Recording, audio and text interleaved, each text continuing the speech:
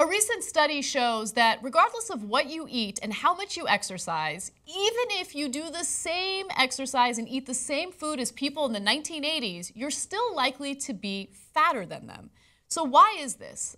Now, the research has delved into a few hypotheses, but they did find some data here or correlation here that should be discussed, and I think that it shows that there are certain things in our environment that are outside of our control that contribute to our weight gain. Let me give you an example. So this study was published recently in the journal Obesity Research and Clinical Practice, and it found that it's harder for adults today to maintain the same weight as those 20 to 30 years ago did, even at the same levels of food intake and exercise. Now, the authors examined the dietary data of 36,400 Americans between 1971 and 2008, and the physical activity data of 14,419 people between 1988 and 2006.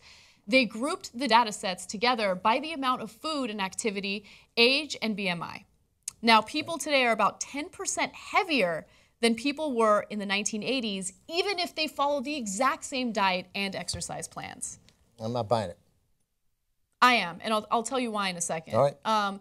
So they haven't found the reason for why this is. They've only come up with a few different hypotheses as to why this could be the case.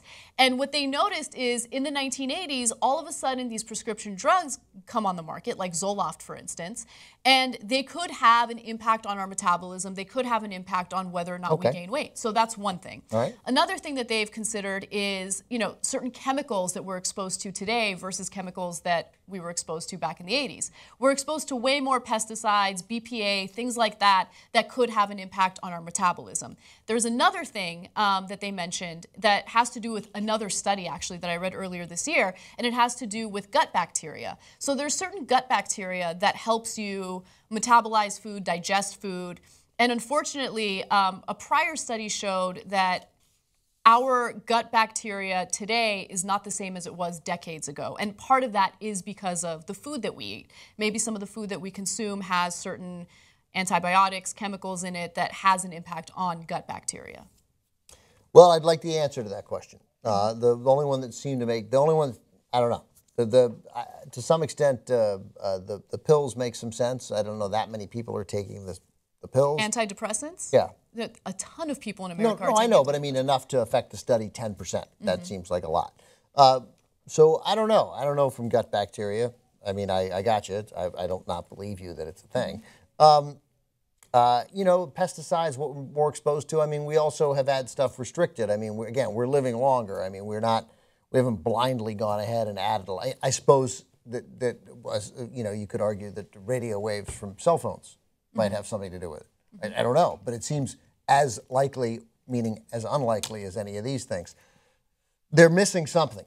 I don't know what it's going to be. There seems to me they're missing something. Maybe we're not working out as much as we used to. Maybe no, I know they say it's the same. Apples to apples. They say they are. I got it, but I'm dubious. Okay. I mean, it's okay to be skeptical, and it's one study, so being skeptical and wanting to look further into the methodology makes all the sense in the world. And by the way, all the different things I listed, again, are just hypotheses. They haven't been proven yet. Although, it's an educated guess, there is some evidence to suggest that these could be causing people to gain weight, even if they're eating healthy and even if they're exercising. So I think that this is interesting, and it kind of shows you that, even though we're dealing with an obesity epidemic in the United States and also in other countries as well, we need to stop being so hard on people that might be overweight, because we don't know exactly why that's the case. There are plenty of people out there who do their best to eat healthy, who do exercise, and they're still overweight. We need to go easy on people overweight, not just because we don't know how they got there, because, again, what business is it of yours? Yeah, that too, of course. What do you care?